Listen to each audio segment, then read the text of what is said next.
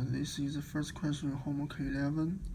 And in this question, we have a real WSS process T with its autocorrelation function Rxs of tau and a spectral density function Sxx of omega. And question A is to prove that the autocorrelation function is real and even.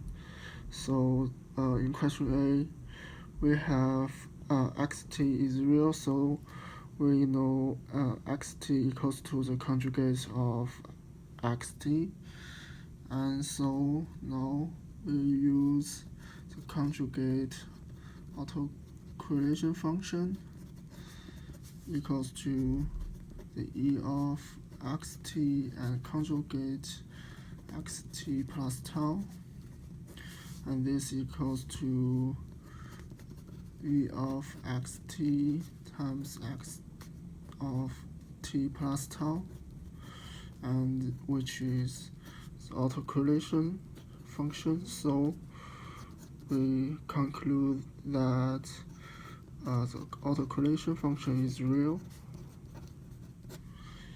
and to prove the autocorrelation function is even, so we use the Rx of minus tau equals to e of xt 1 times x t1 minus tau, which equals to e of x t2 plus tau x t2.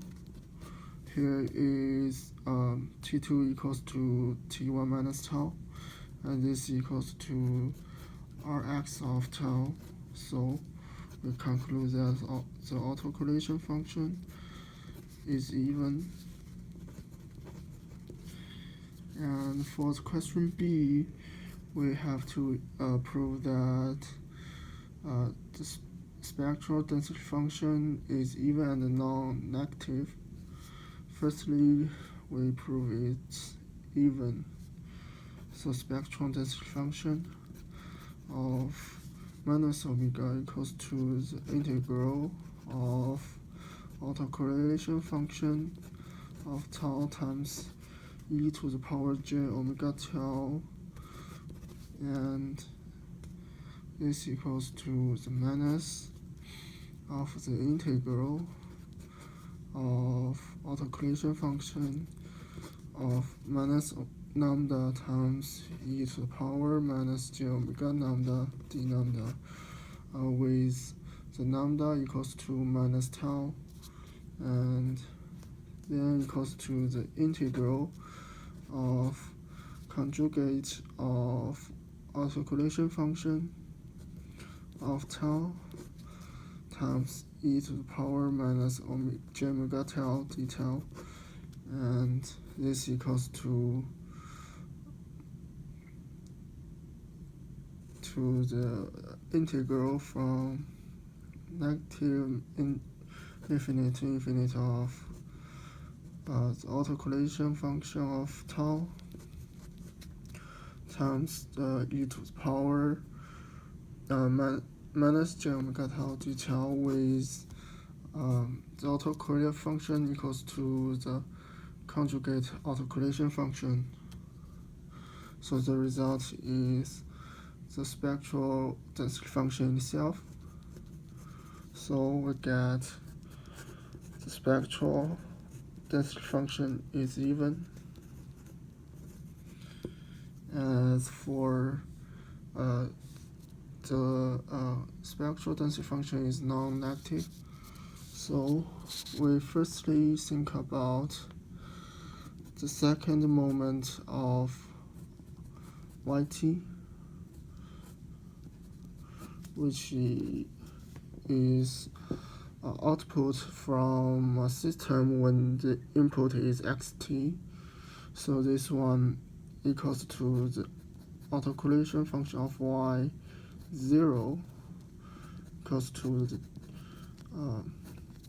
inverse Fourier translation of the spectral density function of y, and this equals to this.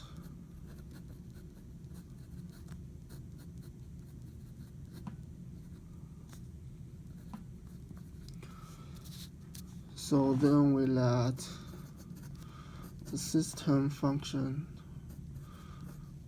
h of omega is root square of 2 pi times the impulse function of omega minus omega 0, and this is called a single frequency passive filter, and we get the second moment of y equals to the spectrum density function of x.